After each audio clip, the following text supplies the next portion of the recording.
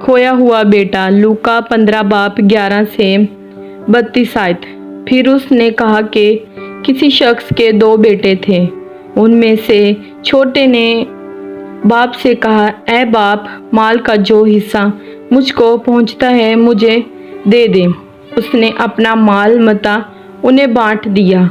और बहुत दिन ना गुजरे कि छोटा बेटा अपना सब कुछ जमा करके दूर दराज मुल्क को रवाना हुआ और वहाँ अपना माल बदचलनी में उड़ा दिया।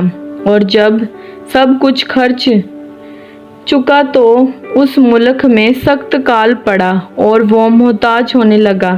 फिर उस मुल्क के एक बाशिंदे के यहाँ जा पड़ा। उसने उसको अपने खेतों में सूर चराने भेजा और उसे आरज़ू थी कि जो फलियां सूर खाते थे उन्हीं से अपना पेट भरे, मगर कोई उसे ना देता था। फिर उसने होश में आकर कहा, मेरे बाप के बहुत से मजदूरों को इफरात से रोटी मिलती हैं और मैं यहाँ भूखा मर रहा हूँ। मैं उठकर अपने बाप के पास जाऊँगा और उससे कहूँगा, ऐ बाप, मैं आसमान का और तेरी नज़र में गुनाहगार हूँ। अब इस लायक नहीं रहा कि फिर तेरा बेटा कहलाऊँ। मुझे अपने मजदूरों जैसा कर ले। बस वो उठकर अपने बाप के पास चला। वो अभी दूर ही था कि उसे देखकर उसके बाप को तरस आया और दौड़कर उसको गले लगाया और चूमा। बेटे ने उससे कहा, ऐ बाप, मैं आसमान का और तेरी नज़र में गुनाहगार हूँ। अब इस लायक नहीं रहा कि फिर तेरा बेटा कहलाऊँ। बाप ने अपने नौकरों से कहा, अच्छे से अच्छा लिबास जल्द निकाल कर इसे पहनाओ और उसके हाथ में अंगूठी और पाँव में जूती पहनाओ। पले हुए बछड़े को ला कर ज़िबा करो ताकि हम खाकर खुशी मनाएं, क्योंकि मेरा ये बेटा मुर्दा था, अब जिंदा हुआ, खो गया था, अब मिला है। बस वो खुशी मनाने लगे। लेकिन उसका बड़ा बेटा खेत में था।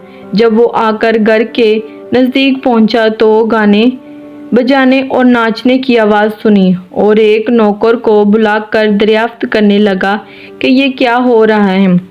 उसने उससे कहा, तेरा भाई आ गया है और तेरे बाप ने पला हुआ बछड़ा ज़िबा कराया है, क्योंकि उसे भला चंगा पाया। वो गुस्से हुआ और अंदर जाना ना चाहा, मगर उसका बाप बाहर जाकर उसे मनाने लगा। उसने अपने बाप से जवाब में कहा, देख, इतने बरसों से मैं तेरी खिदमत करता हुआ और कभी तेरी हुक्म अदली नहीं की, मगर मुझे तूने कभी एक बकरी का बच्चा भी ना दिया कि अपने दोस्तों के साथ खुशी मनाता। लेकिन जब तेरा ये बेटा आया जिसने तेरा माल मता कस्बियों में उड़ा दिया, तो उसके लिए तूने पला हुआ बछड़ा ज़िबा कराया। उसने उससे कहा, बेटा, तू तो हमेशा मेरे पास है और जो कुछ मेरा है वो तेरा ही है, लेकिन खुशी मनाना और शादमान होना मुनासिब था, क्योंकि तेरा ये भाई मुर्दा था, अब जिंदा हुआ, खोया हुआ था, अब मिला। कलाम पाक के पढ़े और सुने जाने। आप सब ईमान लाने वालों पर खुदावंद की खास बरकत हो। खुदावंद का शुक्र हो। आमीन।